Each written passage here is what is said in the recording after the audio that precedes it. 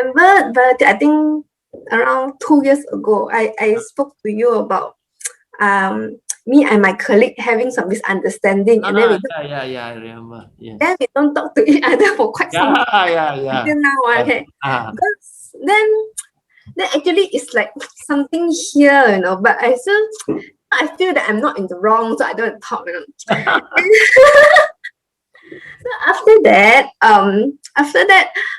I think a few days ago we attended this forgiveness retreat like that lah. Then I kind of like understand what you told me. You know, I asked how to say asking for forgiveness, and then it's like because what I understand now like is that whatever I do right or wrong is that the thing is I really hurt someone, you know, in stage and thought lah, whether I'm right or wrong, it's just that the consequences is I have hurt someone. Then I have caused how to say understanding.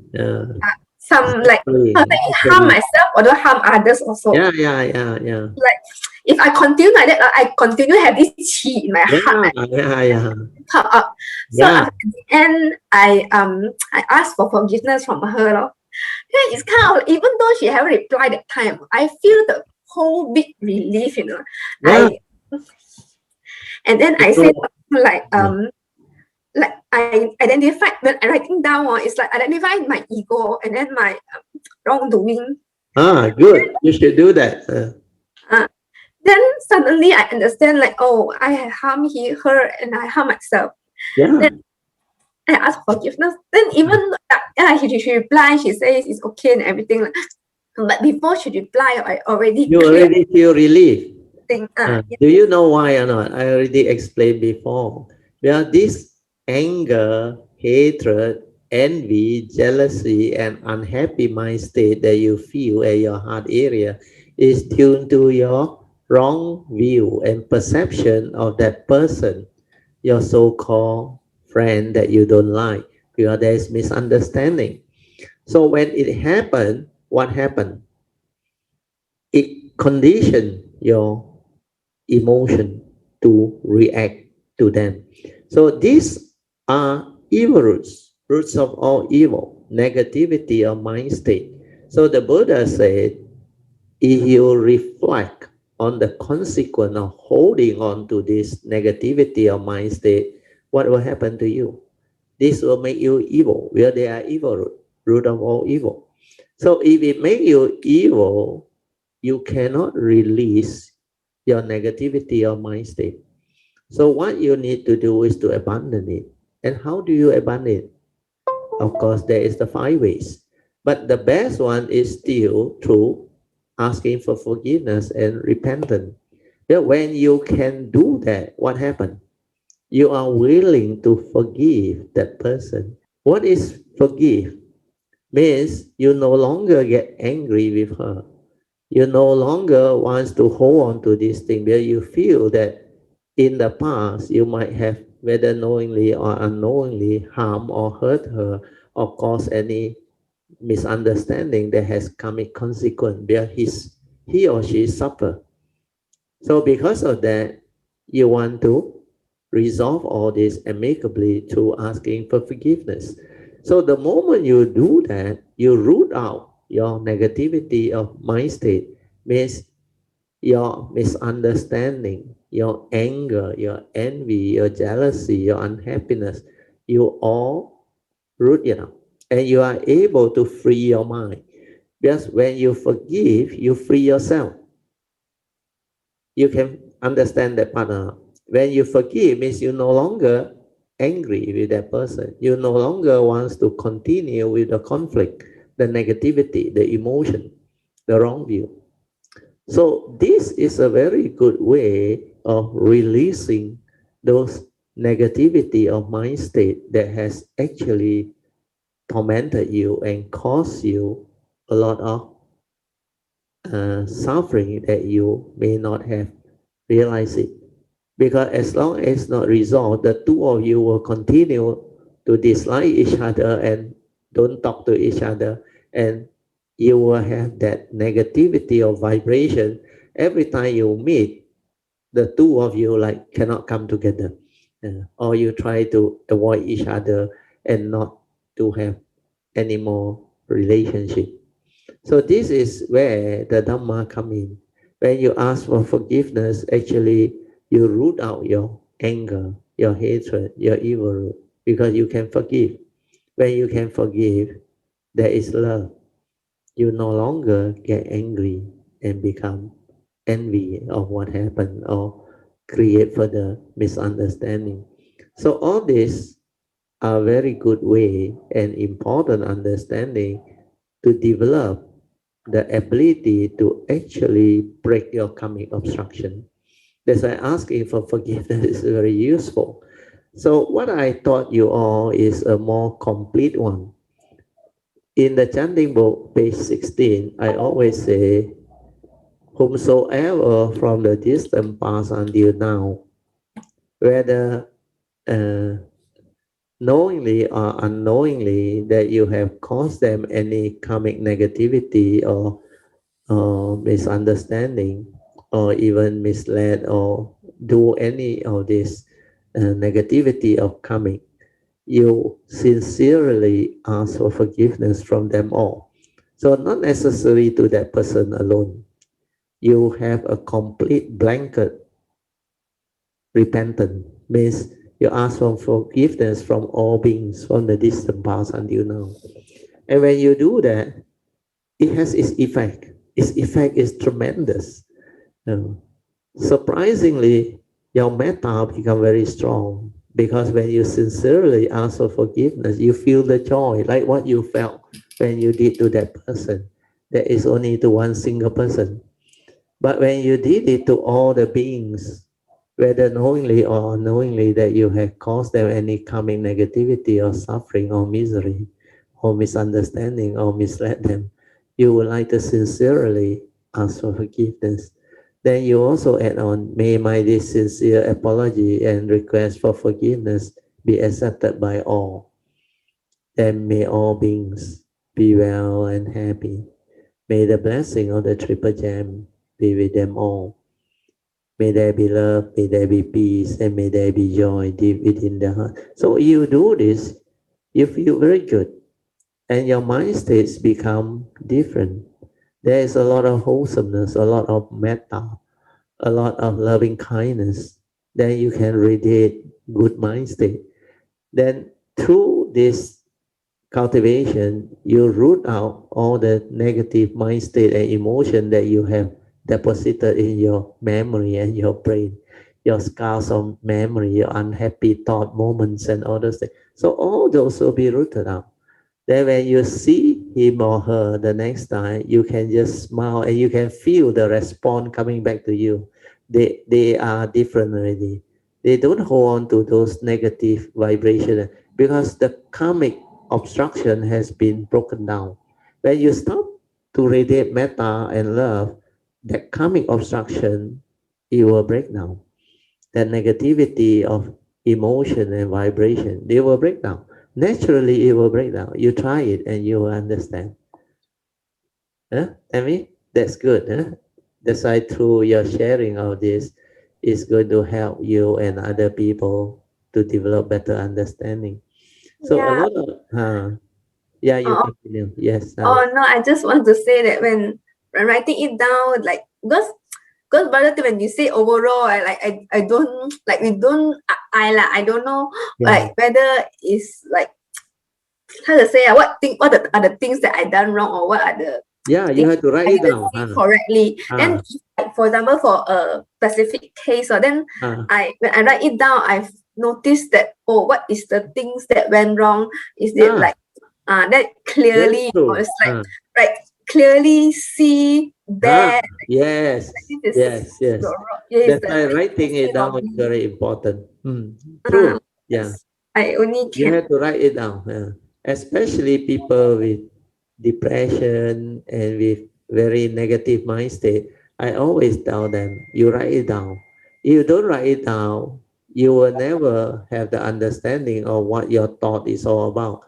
Actually, all those things that you all write down initially before the Dhamma wisdom dawned upon your they are all wrong thought. Wrong thought that condition your negativity of karmic. Wrong thought that condition your unhappiness, your misery, your suffering, your envy, your jealousy. You will start to identify all this. Then you realize that is what the Buddha meant by evil roots, roots of all evil. And these are wrong thoughts. So you're supposed to cultivate noble eightfold paths, starting with right view to develop right thought. Then why are all your thoughts negative, wrong thought? That's why people are not happy. People have affliction. People are miserable because they keep on creating wrong thought. And wrong thought is your enemy because they are the thought that has the evil roots of greed, hatred, and delusion. It make you evil.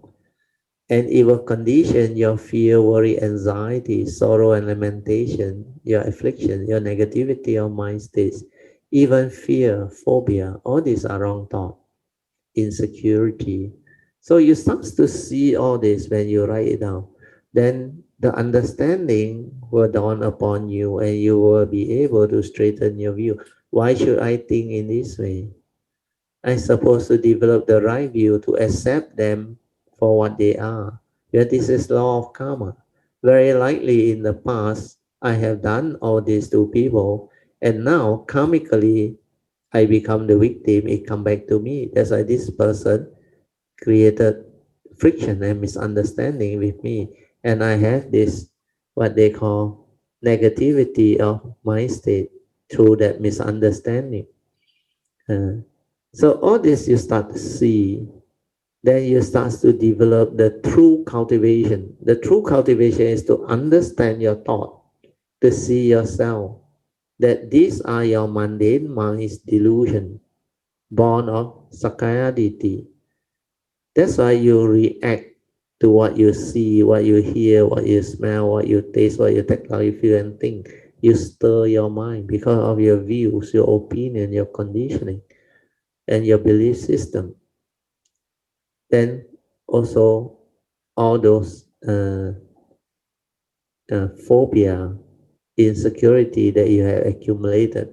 So after you have seen all this clearly, then you can straighten your view so that in future when you have similar situation, when you confront similar condition or situation, you will not react and stir your mind like before. You will not create any more karmic entanglement. You will not develop misunderstanding and conflict uh, or argument. You will be able to apply Noble Eightfold Path to resolve issue amicably, uh, so that you have appropriate right speech. It's not easy to have right speech when you are deluded and heedless. Cannot, because the anger, the emotion actually condition you to be negative. Then your thought will tell you different thing. You say, how can this guy do this? You expect me to ask for forgiveness from him, seek repentance from you. Then you use that improper word, the hell with him and all those things. So this is what the deluded living beings or the heedless without Dhamma do, and they behave heedlessly. Uh, but when you have the cultivation, the Dhamma, you become different. You can apply Noble Eightfold Path. You become more mindful, more heedful. You can straighten your view. You can accept them for what they are. And you can be at peace with all conditions and all situations. That is how you transform. This is what cultivation is all about. So you have brought out a very good example, and your sharing is very useful because simple thing like asking for forgiveness, repentance, and your experience with that friend 2 years ago now become Dhamma. Uh, so this is very useful. Yeah? So writing it down is very useful. Yeah, writing it down, you can see what you have written down. Otherwise, through the thinking, mind is like invisible and subtle. You cannot see because you will be caught in the whole similar cocoon of thought. That habitual tendency keep on repeating. Then you don't see the point. But when you write it down, like you say, it becomes clear to you. Yeah, you must have done this. That's why there is misunderstanding. your speech are not proper, you must have acted selfishly or less tactfully. So all this will surface.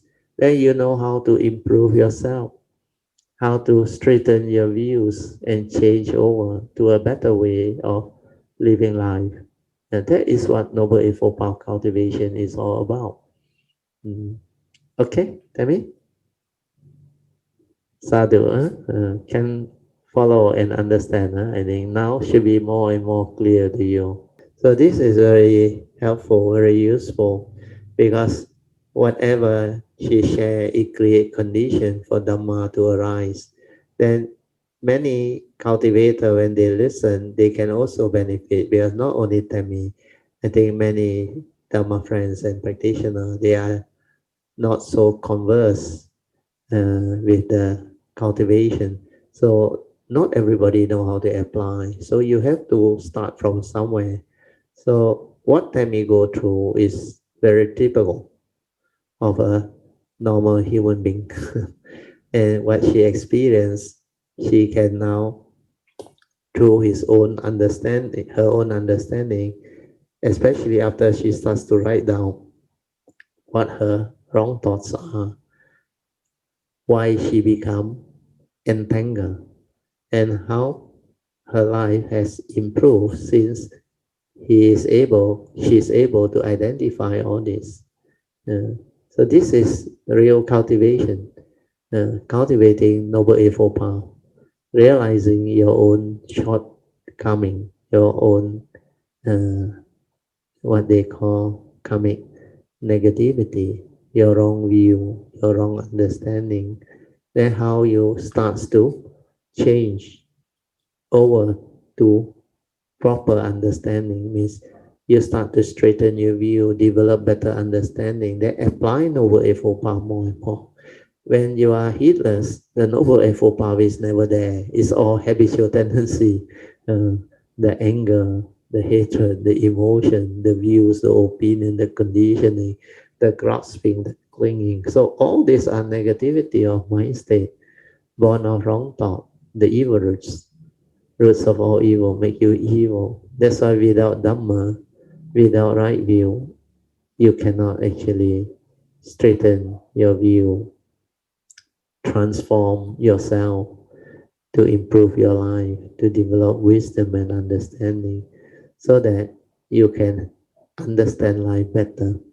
Then the Four Noble Truths will become more and more clear to you. Then you start to identify.